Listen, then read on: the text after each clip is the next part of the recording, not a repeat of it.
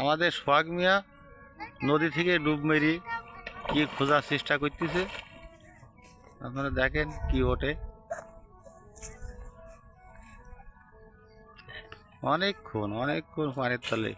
এই যে উঠছে, এই যে এটা কি সোহাগ ভাই, এটা কি কি নাইছো?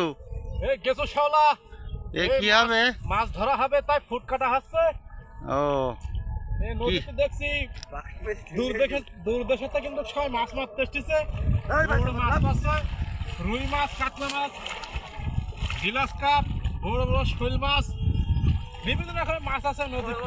তো এর আগে কি কোনোদিন ধরেছেন না আজকে আইছেন? আজকে আইছি, সবার দেখতে তো পাচ্ছেন আপনারা, নদীতে সবাই ছিপ নিয়ে রওনা হয়ে বসে রয়েছে।